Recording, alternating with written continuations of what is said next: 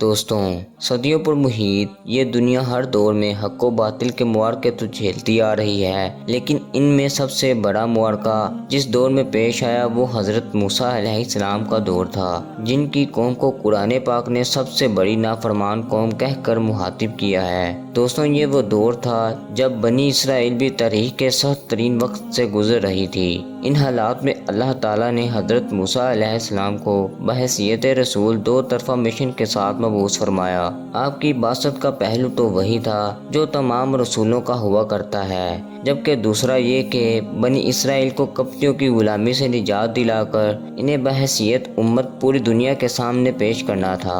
فرعون کے دریائے نیل میں غرق ہونے کے بعد تمام بنی اسرائیل مسلمان ہو گئے، اور جب حضرت موسیٰ علیہ السلام کو اطمینان نصیب ہو گیا تو اللہ تعالیٰ کا حکم ہوا کہ آپ بنی اسرائیل کا لشکر لے کر بیت المقدس میں داخل ہو جائیں۔ اس وقت بیت المقدس پر عمالقہ کی قوم کا قبضہ تھا، جو کہ بدترین کفار تھے اور بہت طاقت اور جنگجو اور نہایت ہی ظالم لوگ تھے۔ چنانچہ حضرت موسیٰ علیہ السلام 6 لاکھ بنی اسرائیل کو ساتھ لے کر قوم عمالقہ سے جہاد کے لیے روانہ ہو گئے، مگر جب بنی اسرائیل بیت المقدس کے قریب پہنچے تو ایک دم بزدل ہو گئے اور کہنے لگے کہ اس شہر میں بہت زور آور اور زبردست لوگ ہیں، لہٰذا جب تک یہ لوگ شہر میں رہیں گے ہم ہرگز شہر میں داخل نہیں ہوں گے۔ بلکہ بنی اسرائیل نے حضرت موسیٰ علیہ السلام سے یہ تک کہہ دیا کہ موسیٰ، آپ اور آپ کا خدا جا کر اس زبردست قوم سے جنگ کرے۔ بنی اسرائیل کی زبان سے یہ سن کر حضرت موسیٰ علیہ السلام کو بڑا رنج ہوا، اور آپ نے رب العالمین کے دربار میں یہ عرض کیا، جس کا ذکر قرآن مجید میں سورۃ مائدہ آیت نمبر 25 میں کچھ اس طرح ہوتا ہے۔ موسیٰ نے کہا، اے میرے رب، میرے اختیار میں تو سوائے میری جان اور میرے بھائی کے اور کوئی نہیں، تو ہمارے درمیان اور اس نافرمان قوم کے درمیان جدائی ڈال دے۔ چنانچہ اس دعا پر اللہ تعالیٰ نے اپنے غضب و جلال کا اظہار کرتے ہوئے فرمایا، تحقیق وہ زمین ان پر 40 برس حرام کی گئی ہے، وہ اس ملک میں بھٹکتے رہیں گے، سو تو نافرمان قوم پر افسوس نہ کر۔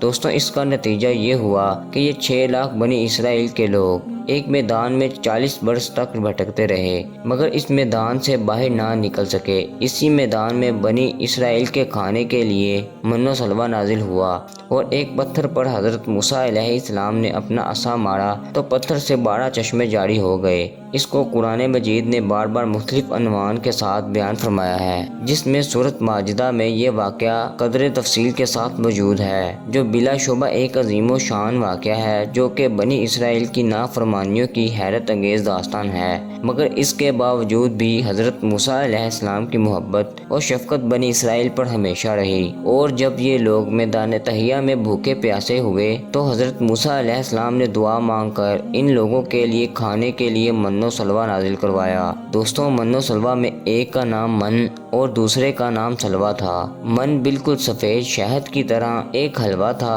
یا سفید رنگ کا شہد ہی تھا، جو کہ روزانہ آسمان سے بارش کی طرح برستا تھا، اور سلوہ پکی ہوئی بٹیریں تھیں جو کہ دہنی ہوا کے ساتھ آسمان سے نازل ہوا کرتی تھی۔ اللہ تعالیٰ نے بنی اسرائیل پر اپنی نعمتوں کا شمار کرتے ہوئے قرآن مجید میں ارشاد فرمایا، اور ہم نے تم پر من و سلوہ اتارا۔ اس من و سلوہ کے بارے میں حضرت موسیٰ علیہ السلام کا یہ حکم تھا کہ تم لوگ روزانہ اس کو کھا لیا کرو اور کل کے لیے ہرگز اس کا ذخیرہ مت کرنا۔ مگر بعض لوگوں کو یہ ڈر لگنے لگا کہ اگر کسی دن من و سلوہ نہ اترا تو ہم لوگ اس میدان میں بھوکے مارے جائیں گے۔ چنانچہ ان لوگوں نے کچھ چھپا کر کل کے لیے رکھ لیا، تو نبی کی نافرمانی سے ایسی نحوست پھیل گئی کہ جو کچھ انہوں نے کل کے لیے جمع کیا تھا وہ سب گل سڑ گیا، اور آئندہ کے لیے اس کا اترنا بھی بند ہو گیا۔ اس لیے حضور صلی اللہ علیہ وآلہ وسلم نے ارشاد فرمایا کہ بنی اسرائیل نہ ہوتے تو کھانا کبھی خراب نہ ہوتا اور نہ ہی گوشت کبھی سڑتا۔